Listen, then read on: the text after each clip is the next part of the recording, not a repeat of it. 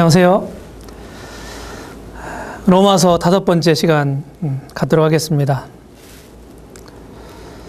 로마서는 참 우리에게 있어서 참 귀한 책입니다. 교회 역사적으로 이 로마서를 통해서 많은 개혁이 이루어졌습니다. 우리 기독교 신앙의 가장 근본적인 문제를 가장 구체적으로 다루고 있는 책이기도 합니다. 오늘은 로마서 3장 9절부터 20절까지의 본문을 통해서 복음의 필요 4번째 함께 나누겠습니다. 이제 지금까지 우리가 살펴본 것처럼 이방인도 지성인도 유대인도 다 죄인이다. 그렇다고 한다면 그 말은 모든 사람이 다 죄인이다 하는 말입니다. 바울은 지금 조목조목 부류별로 어떻게 죄인이라는 사실을 잘 설명한 다음에 이제 복음이 모든 사람들이 다 필요하다. 이 사실을 오늘의 본문을 통해서 말하고 있는 것입니다. 유대인이든 이방인이든 미개인이든 문명인이든 모든 인간은 죄인이다. 이 사실을 이 본문 통해서 분명하게 보여주고 있는 것입니다.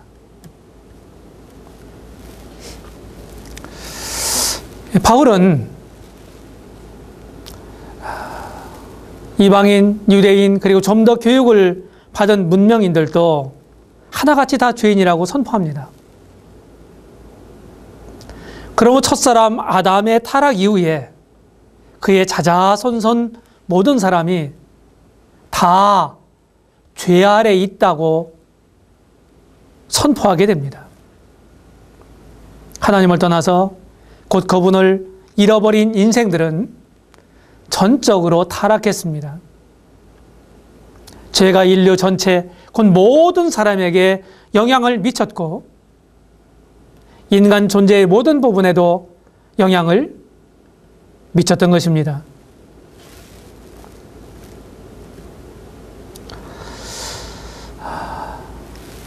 오늘의 대지는 3개입니다. 3장 9절로 12절을 통해서 죄 아래에 있는 모든 사람, 그리고 두 번째 대지는 로마서 3장 13절로 15절에 있는 말씀, 이 본문을 통해서 죄의 도구가 된 우리의 신체, 그리고 로마서 3장 16절로 20절을 통해서 죄인의 길이 무엇인지를 함께 살펴보겠습니다. 우리 본론에 들어가기 앞서서 우리 말씀을 함께 읽어보도록 하겠습니다. 9절 먼저 보겠습니다. 로마서 3장 9절입니다. 그러면 어떠하뇨? 우리는 나으뇨? 결코 아니라. 유대인이나 헬라인이나 다 죄 아래 있다고 우리가 이미 선언하였느니라. 19절 20절 우리가 알거니와 무릇 율법이 말하는 바는 율법 아래 있는 자들에게 말하는 것이니 이는 모든 입을 막고 온 세상으로 하나님의 심판 아래 있게 하려 함이니라. 그러므로 율법의 행위로 그의 앞에 의롭다 하심을 얻을 육체가 없나니 율법으로는 죄를 깨달음이니라. 여기 9절에서 유대인이나 헬라인이나 다 죄 아래에 있다고 선언했다. 이 말은 곧 모든 사람은 다 죄인이다 하는 말인 것입니다.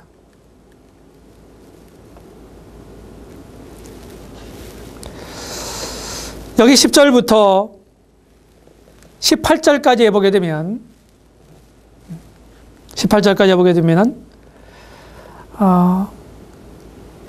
없다고 하는 말이 많이 있습니다. 없다.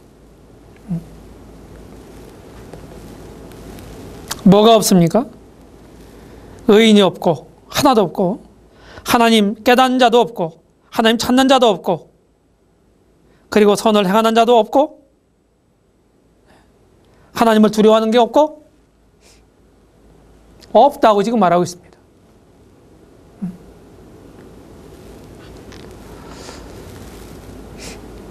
영어 성경에 보니까 There is no 이렇게 되어 있습니다. 이것은 없다고는 말입니다. 없다. 의인도 없고 깨닫는 자도 없고 하나님 찾는 자도 없고 선을 행하는 자도 없다고 하는 거예요.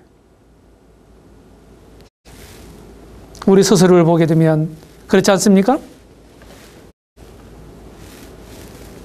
시편 14편 1절로 우리가 3절에 보게 되면 이렇게 말씀하고 있습니다. 어리석은 자는 그 마음에 이르기를 하나님이 없다 하도다. 저희는 부패하고 소행이 가증하여 선을 행하는 자가 없도다. 여호와께서 하늘에서 인생을 굽어 살피사 지각이 있어 하나님을 찾는 자가 있는가 보려 하신즉 다 치우쳤으며 함께 더러운 자가 되고 선을 행하는 자가 없으니 하나도 없도다. 여기 보십시오. 어리석은 사람은 어리석은 사람이란 뜻이 뭘까요? 좀 직설적으로 번역을 하면 바보란 말이죠. 예. 어리석은 자라는 말은 아주 점잖은 표현입니다. 다시 말씀을 드리면 하나님이 없다고 하는 사람들은 어리석은 사람이다. 좀 리얼하게 표현하면 바보다는 것입니다. 손바닥으로 눈을 가리고 태양이 없다고 하는 것과 같다고 하는 것입니다. 우리 육안으로 볼 수 있는 모든 사물은 사실은 하나님 계시다는 흔적입니다. 명백한 증거입니다. 하나님을 배제시키고 하나님이 없는 가운데 살아가게 되면 그런 인생들은 부패하고 그 수행이 가증하게 됩니다. 그 진정한 의미의 선을 행할 수가 없어요. 이것이 우리가 살고 있는 세상입니다. 인간 사회입니다. 그런데 하나님께서 인생을 굽어 살피고 계신다. 왜? 우리에게 생각이 있어서 하나님을 찾는 자가 있는가 지금 보고 계신다 이 말입니다. 그런데 시편 기자의 결론은 무엇입니까? 다 치우쳤으며 함께 더러운 자가 되고 선을 행하는 자가 없으니 하나도 없다고 결론을 내리고 있습니다. 이것이 구약에서 말하고 있는 거예요. 신약에서도 똑같습니다. 결론은 똑같습니다.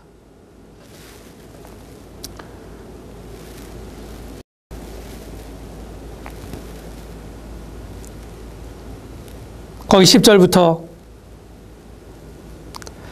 12절까지 보게 되면 기록한 바 의인 없나니 하나도 없으며 깨닫는 자도 없고 하나님을 찾는 자도 없고 다 치우쳐 한 가지로 무익하게 되고 선을 행하는 자는 없나니 하나도 없도다.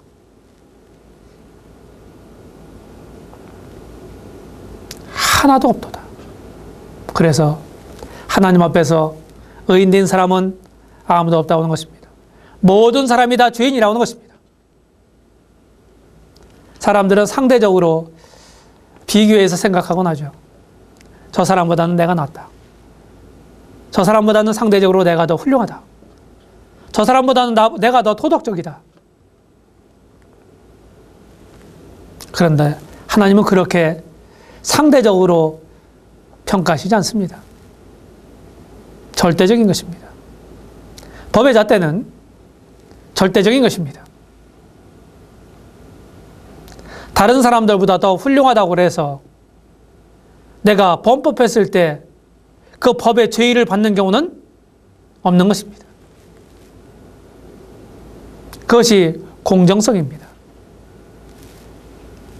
내가 한 가지를 잘못하면 그것은 잘못한 것입니다. 그 다음에 바울은요, 로마서 3장 13절부터 15절까지에 있는 말씀을 통해서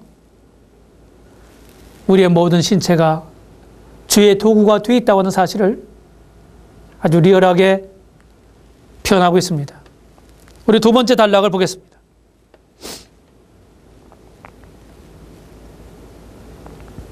13절부터 읽어보겠습니다.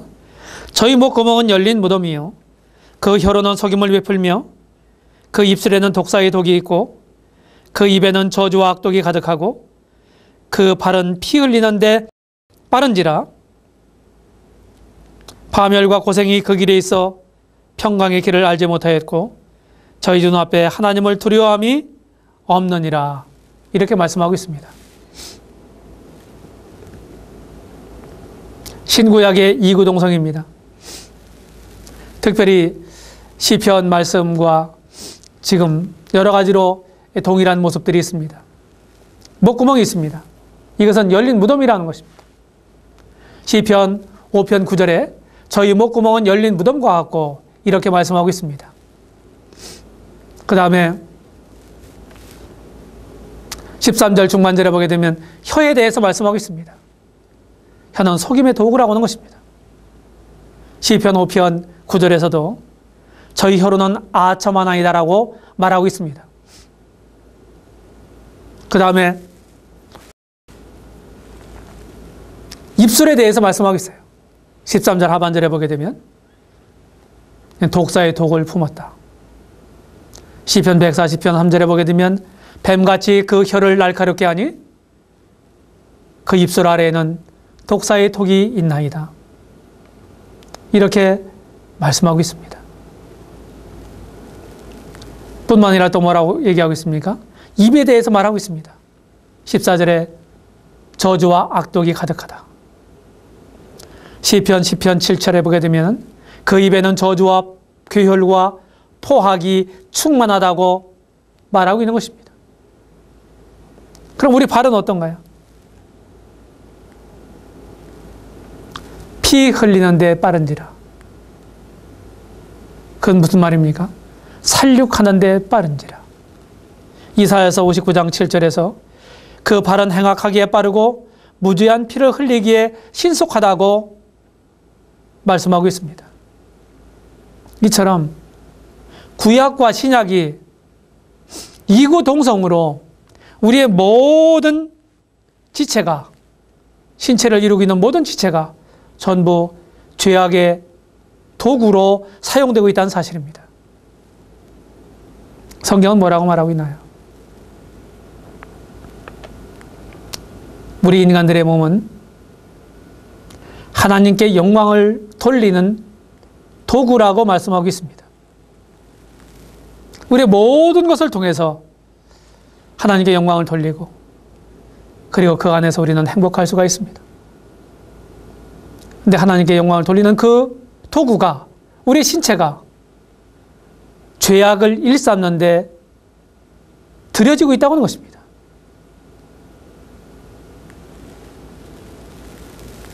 우리의 몸이, 로마서 나중에 6장에 보게 되면 우리의 몸이 의의 도구로 사용되어야 되는데, 의의 종으로 사용되어야 되는데 바로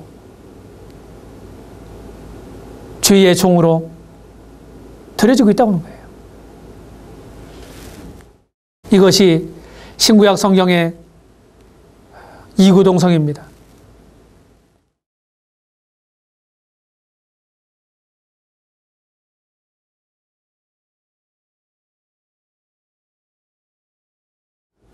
이것을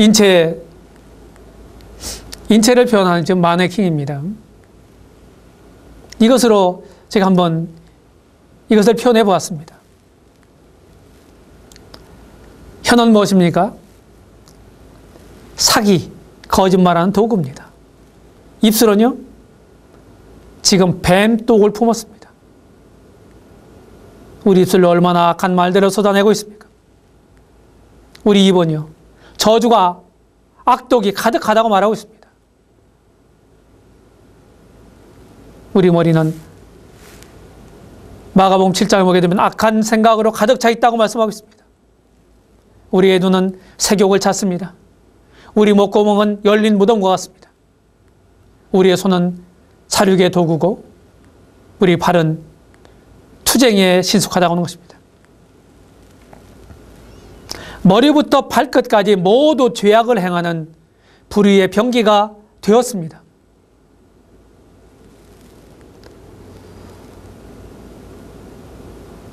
물론 진실로 믿는 사람들에게 주시는 교훈이지만 이 구속이라는 것은 무엇입니까? 죄로 인해서 상실된 창조의 목적을 회복하는 것이 구속입니다. 그래서 창조의 목적과 구속의 목적은 같습니다. 하나님의 영광인 것입니다. 로마서 6장 13절에 보게 되면 너희 지체로 의의 병기로 하나님께 드리라고 말씀하고 있고, 고린도전서 6장 19절로 20절에 보게 되면 너희 몸은 하나님께로부터 받은 바 성령의 전인 것을 알지 못하느냐. 너희는 너희 것이 아니라 값으로 산 바 되었으니 그런즉 너희 몸으로 하나님께 영광을 돌리라. 이렇게 아주 수정같이 교훈하고 있는 것입니다. 우리 모든 지체가 하나님께 영광을 돌리고 하나님의 뜻을 수행하고 이런 지체가 되어야 되는데, 신체가 되어야 되는데 오히려 죄악을 짓는 도구가 됐다고 하는 것입니다. 이것이 우리 인생들의 현주소입니다. 우리는 말로 다 표현할 수 없이 수많은 죄들을 짓고 있습니다. 원래 만들어진 목적을 상실하고 다른 목적으로 들여지는 것입니다. 저는 그것을 가리켜서 고장난 인생이라고 표현합니다. 우리 인생들은 고장났습니다. 우리 현실을 보게 되면 이렇게 우리가 살고 이런 내용으로 우리 인생 가운데 채워간다는 것이, 원래 하나님 그분이 우리 인생들을 만드셨다고 한다면 이것은 뭔가 문제가 있는 거다. 원래 하나님이 이런 모습으로 만드셨다고 한다면 하나님은 실패하신 분이시다. 우리는 실패작이다. 근데 성경을 보니까 그 원인이 있었어요. 그것이 사단이 우리를 유혹해서 범죄케 했던 것입니다. 그 뒤로부터 우리 인생들은 죄의 근원인 사단에게 소속되어서 사단의 뜻을 하나님 뜻 대신에 행하고 하나님을 반역하고 대적하고 있는 것입니다. 온통 인류사는 사실은 죄악의 역사입니다. 서로 물고 뜯기는 그런 것이 우리 인생의 역사죠. 전쟁의 역사입니다. 여기 죄악의 종류를 보십시오. 죄악의 종류는 엄청 많습니다. 성적인 범죄는 무엇이 있을까요? 간음이나 강간이나 매춘이나 동성애나 또는 아주 추잡한 그림이나 또 그런 말이나 누추한 말, 이런 것들이 전부 성적 범죄에 해당되는 죄입니다. 그 다음에 인격적인 죄는 무엇일까요? 술에 만취되는 삶을 산다든지, 마약을 복용한다든지, 교만하고, 다른 사람 시기하고, 다른 사람의 물건을 탐심하고, 배은망덕하고, 증오하고, 보복심을 갖고, 사기치고, 배신하고, 착취하고, 인종차별하고, 약속을 파기하는 이런 것들은 모두가 다 인격적인 죄에 해당됩니다. 그 다음에 언어적인 죄는 무엇일까요? 하나님에 대해서 모독한다든지, 다른 사람을 희롱한다든지, 저주의 말을 쏟아낸다든지, 모욕한다든지, 거짓말한다든지, 험담하고 비방한다든지, 그리고 사람에게 인격 모독한다든지, 불평한다든지, 이런 것들이 우리가 말로 짓는 죄입니다. 전부 이 입으로 하는 것입니다. 뿐만 아니라 사유적인 죄는 무엇일까요? 사람들을 죽이고, 훔치고, 강도하고, 횡령하고, 부정부패하는 것, 이런 것들은 사회의 악입니다. 가정적인 죄는 뭘까요? 남편이나 아내에게 아니면 부모와 자식 사이에 서로 의무를 충실하게 하지 못하는 것도 죄입니다. 지금 이혼이 만연된 세상에 살고 있는데 이혼하는 것, 성스러운 결혼식장에서 했던 그 서약은 장난이 된 것입니다. 그리고 배우자를 구타한다든지, 그리고 부모를 구타한다든지, 자녀를 구타하는 것, 정신적인 학대, 정신적 학대가 뭘까요? 가정 안에서 말로 짓는 죄입니다. 그리고 어린이 학대라든지 이런 것들이 가정적인 죄의 범주에 속하는 것들일 것입니다. 그 다음에 전쟁 관련 죄는 무엇입니까? 아주 참을 수 없는 고문을 가한다든지, 포로들을 학대한다든지, 그리고 집단 살육한다든지, 가스실에서 사람들을 몸서리 치도록 고통을 낳으면서 죽게 하든지, 강제 수용소에서 엄청난 고역을 시킨다든지, 이런 모든 것들이 전쟁에 관련된 죄입니다.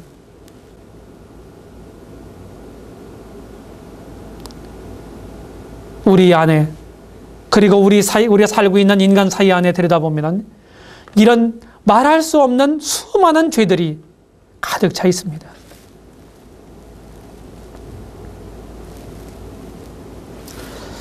이제 세 번째 단락에서 로마서 3장 16절로 20절 말씀을 통해서 죄인의 길이 어떤 길인지를 우리가 살펴보겠습니다.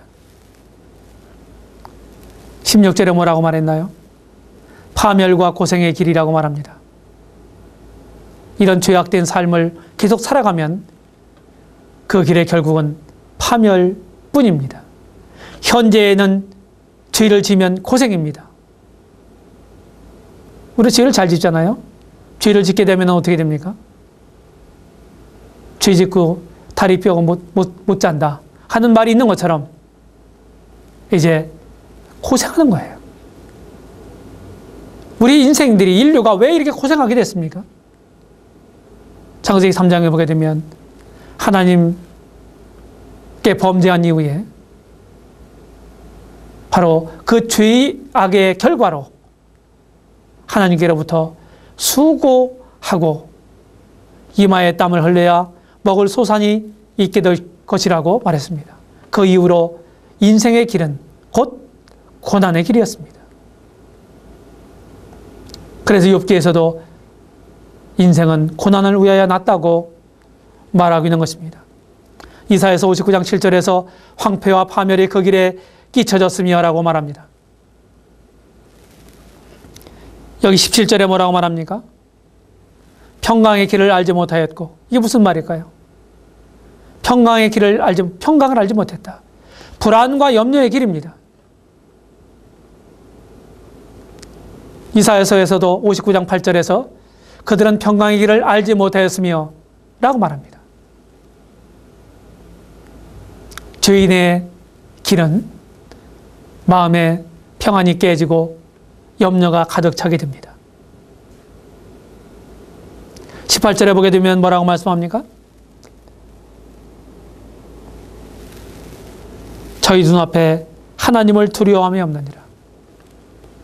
하나님을 두려워함이 없느니라. 무식한 사람이 용감하다고 하는 말이 있어요.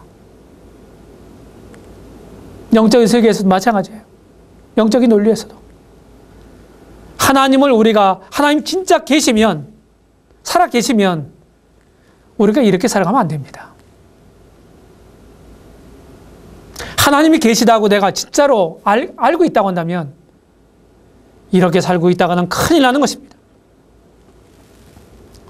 하나님을 두려워한다는 말을, 이 두려워한다 하는 말을 경외한다는 말로 바꿔 쓸 수가 있습니다. 영어의 fear라고 하는 말이 성경에서 경외함이라고 번역됐어요. 그건 두려워한다는 뜻입니다.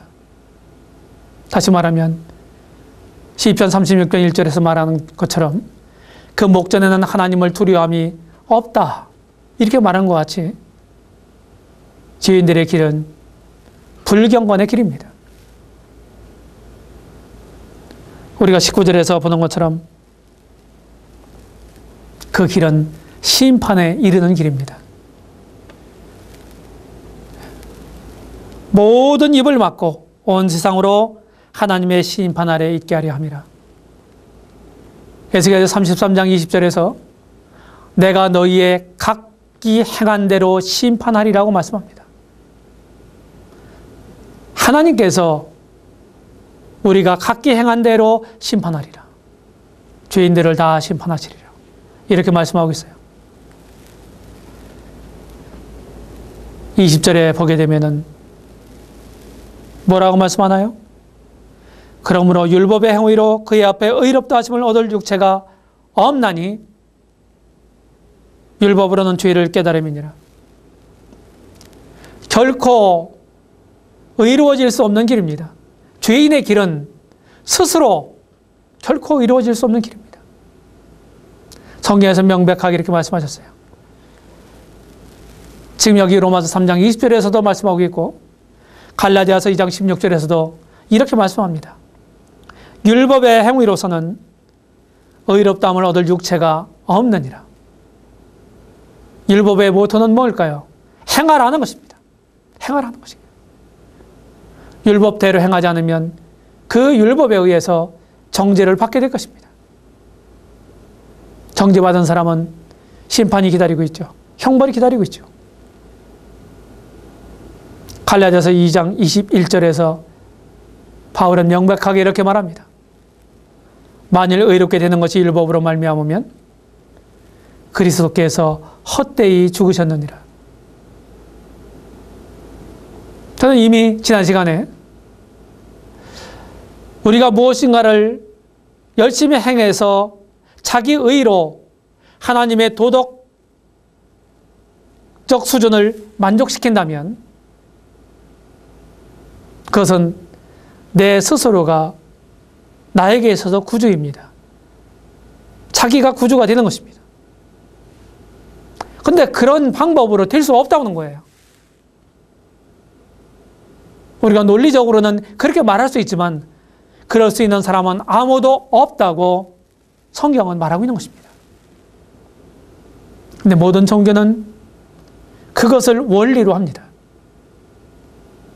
열심히 마음을 비우고 정결케 하고 그리고 삶 속에서 우리가 욕심을 다 버리고 행하면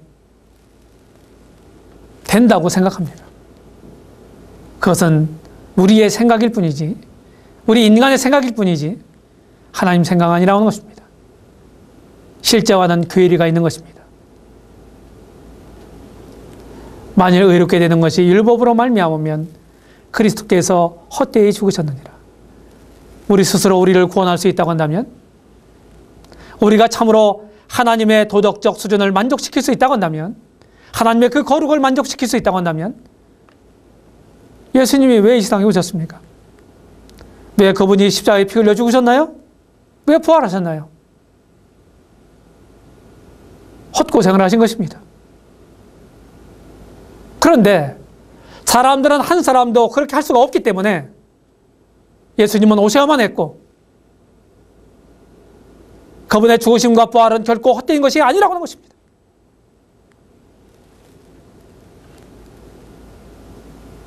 모든 인생들은 바로 구주를 필요로 합니다. 여기 그냥 한 사람을 보십시오. 태양으로 예표하는 하나님을 등지고 하나님 반대 방향으로 수심에 가득한 채 걷는 사람이 있습니다. 옆에 있는 그림은 무엇입니까? 용광로입니다. 이 그림을 지금 타고 있습니다.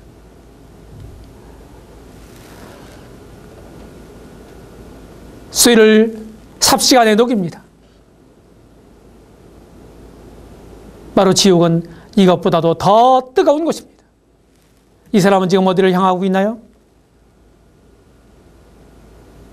지금 용광로로 표현하고 있는 이 불바다, 불못, 영원한 지옥을 향하고 있는 사람인 것입니다. 오늘 본문에서 말하고 있는 죄인들은, 모든 인간은 다 죄인이라고 하는 것입니다. 그 죄가 크고 적든 간에 모든 사람은 전부 이곳을, 이 지옥을 향하고 있다는 사실을, 하나님의 심판 아래 있다는 사실을 기억하시기 바랍니다. 결론을 생각해 보겠습니다. 결론 첫 번째. 우리가 읽은 것처럼 로마서 3장 19절에서 우리가 알거니와 무릇 율법이 말하는 바는 율법 아래 있는 자들에게 말하는 것이니 이는 모든 입을 막고 온 세상으로 하나님의 심판 아래 있게 하려 함이니라.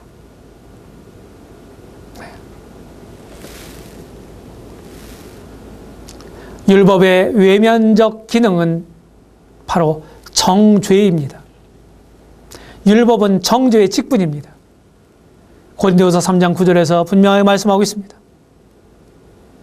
온 인류의 샘플인 이스라엘에게 율법을 주시고 그 결과를 온 인류에게 적용하셨습니다. 다시 말씀을 드리면 이스라엘의 실패는 곧 온 인류의 실패인 것입니다.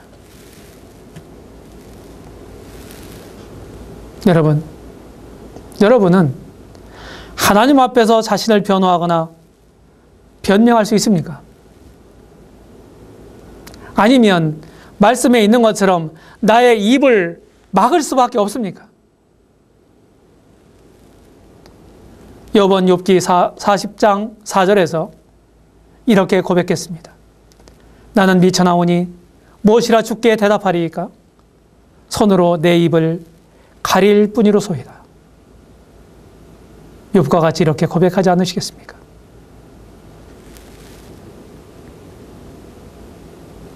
결론 두 번째를 말씀드리겠습니다. 오늘 본문 마지막 3장 20절에 보게 되면은 그러므로 율법의 행위로 그의 앞에 의롭다 하심을 얻을 육체가 없나니 율법으로는 죄를 깨달음이니라.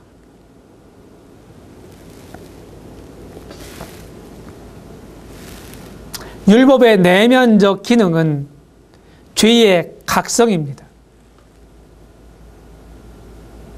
우리 잘못해도 법이 없으면 정죄받지 않아요. 그래서 우리나라도 계속해서 새로운 법들이 계속 만들어지는 것입니다. 왜 그렇습니까? 그것을 신종범죄가 계속 일어나잖아요. 생기잖아요.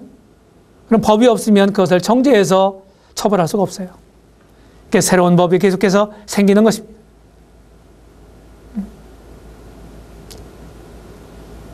법이 없어도 죄는 죄입니다. 그런데 그 죄를 정죄해서 처벌할 수가 없습니다. 그래서 새로운 법들이 계속해서 만들어지는 것입니다. 율법의 내면적 기능은 죄를 깨닫게 하는 것입니다. 여기 3장 20절 보게 되면 율법으로는 죄를 깨달음이니라. 사실은 율법을 주신 이유가 무엇입니까? 그것을 지켜서 자기의 의의를 세워서 하나님께로 가라.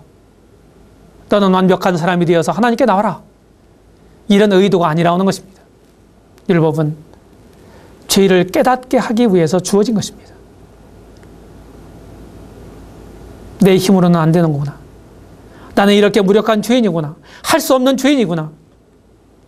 그래서 나는 하나님의 긍휼과 은혜가 필요한 사람이구나. 이런 사실을 깨닫고 죄인인 것을 솔직하게 인정하고 하나님 앞에 나오도록 하기 위한 방편입니다. 율법은 죄인을 의롭게 하기 위해서 주신 것이 아닙니다. 죄에 대한 지식을 주기 위해서 주어진 것입니다. 어떤 기준이 없으면 옳고 그름을 판단할 수 없습니다. 율법은 완전하신 하나님의 속성을 나타내는 것입니다. 마치 똑바른 잣대와 같습니다. 개혁자 루터는 율법은 죄인을 의롭게 하는 것이 아니라 죄인을 두렵게 한다고 말했습니다.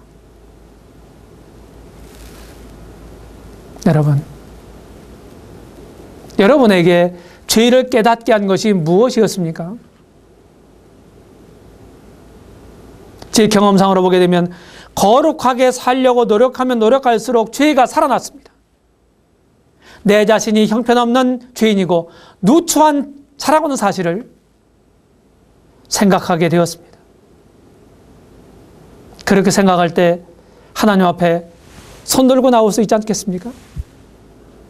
하나님 앞에 항복할 수밖에 없지 않습니까?